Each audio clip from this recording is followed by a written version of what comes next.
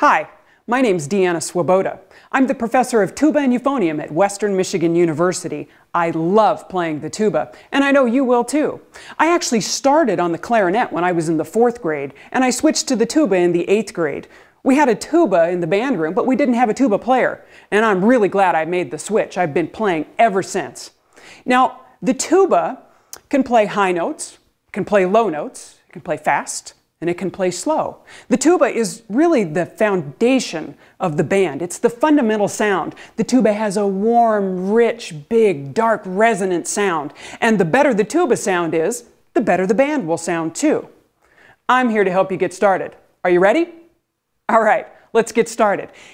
One of the first things I think is very important is learning how to take the instrument out of the case properly. The tuba is a quite large instrument. Well, it's the biggest and the best. And the tuba, in its hard case, it's typically, now there are different styles of cases and different styles of tubas, and this one in particular, it has a handle on the side, it has wheels on the bottom, which makes it really easy to get from one place, well, from the back of the room, say, to the chair where I'm going to be playing my tuba. First thing you want to do is bring the tuba case as close to your chair as possible, because it'll make it easy taking the tuba out of the case and sitting down with your instrument. You also want to make sure that you define the top of the case, because you want to set the case down so that you can open it properly. And one way to discover that or figure that out is to notice the latches. Now typically the latches, if the latch moves up, this will be the top of the case as well. Or you can also look to see some kind of a sticker or kind of the product name of the case will be the top of the instrument. So gently set the case down, and there's typically 4 latches on a tuba case, and one is back here. There are 2 or 3 in the front.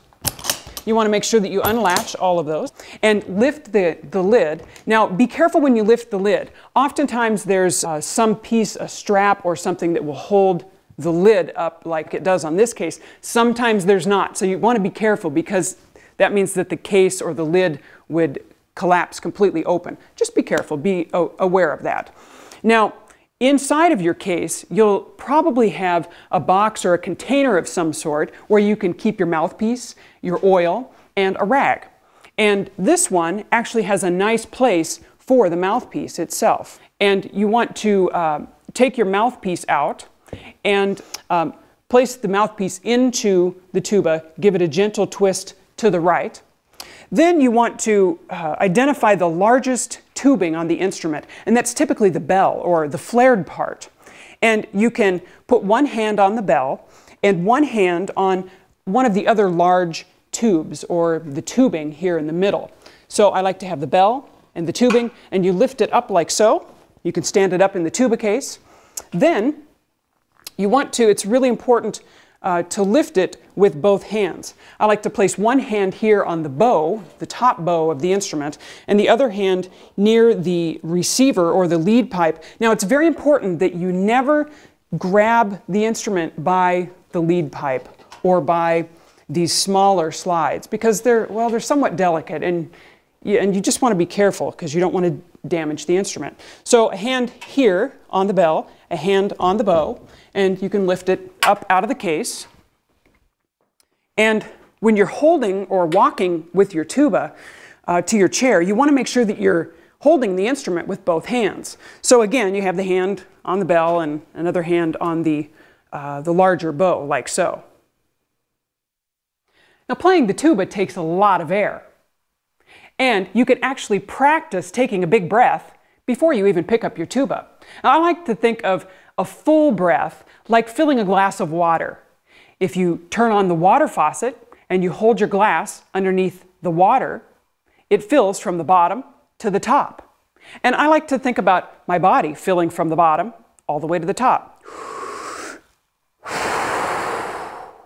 Put your hands on each side of your ribs, one right on each side. There you go. Now take a breath, take a nice full breath, and feel your body expand on the inhale and gets smaller on the exhale. Try it again. So you're filling from the bottom, all the way to the shoulders, and out.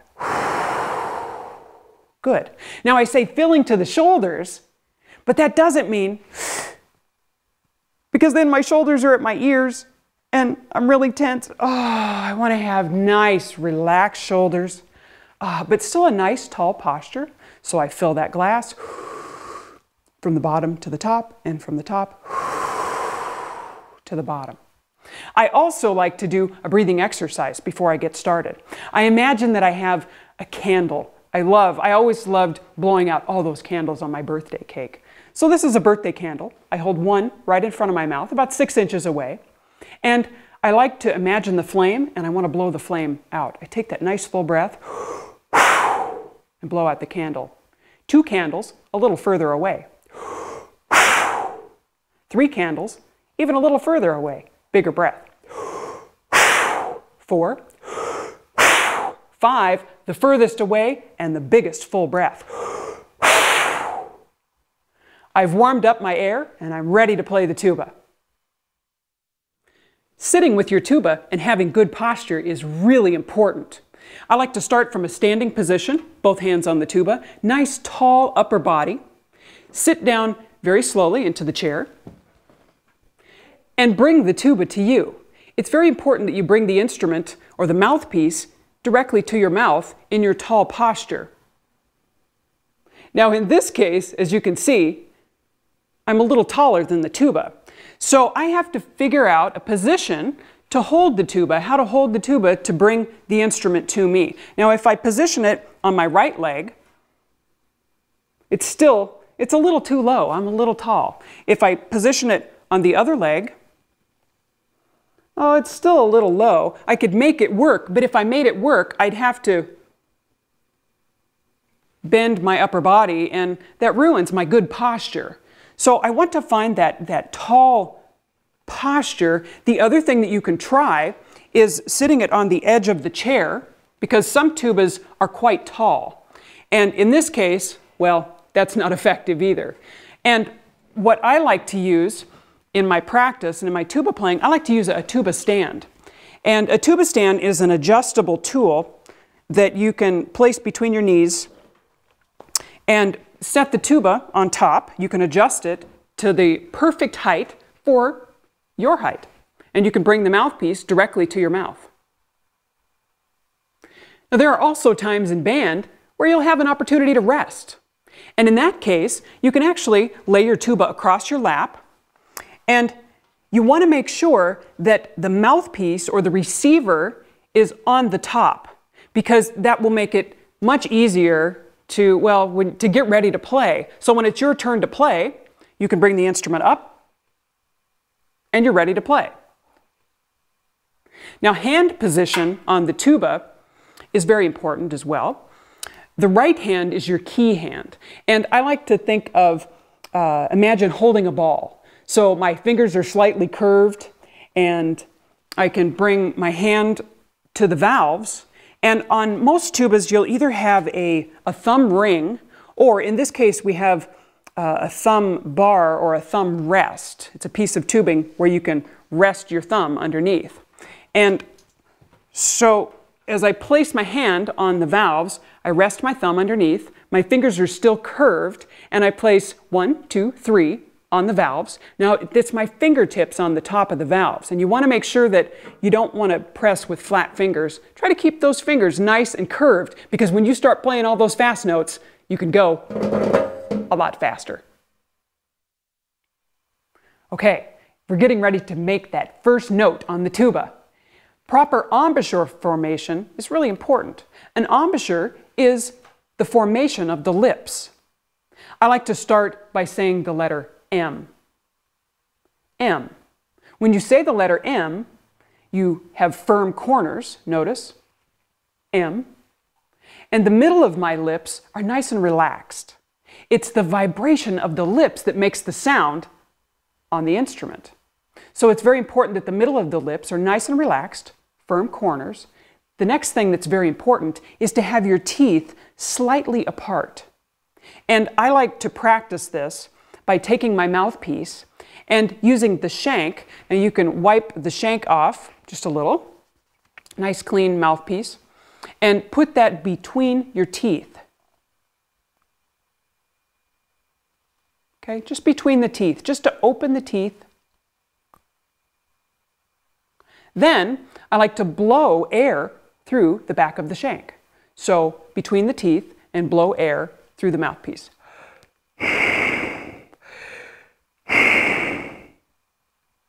Then turn the mouthpiece around, and we're going to do the same thing into the big part. We're just going to blow air. Teeth are open and lips are open. Take a nice big breath. And next, we're going to blow air through the mouthpiece again with the teeth open, but we're going to slowly close the lips so that the lips start to vibrate. It'll look like this.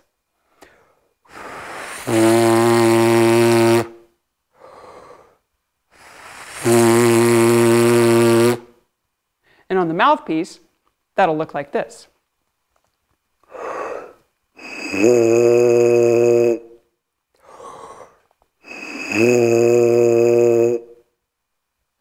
You've now made the first buzzing sounds with your lips. We got started with the vibration of the lips. And actually, mouthpiece buzzing is very important for brass players.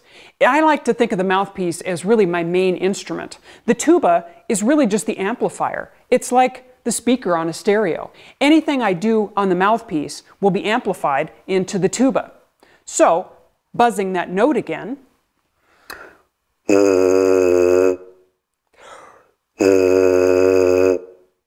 I want to put that vibration onto the tuba.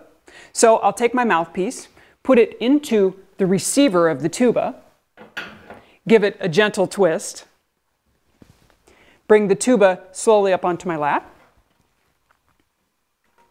and proper playing posture, of course, nice and tall. Now forming that embouchure again, remember M, firm corners, nice relaxed middle of the lip. Take a big breath. Teeth are slightly apart. Bring those lips together for vibration. So again, that'll look like, on the tuba, that'll sound like,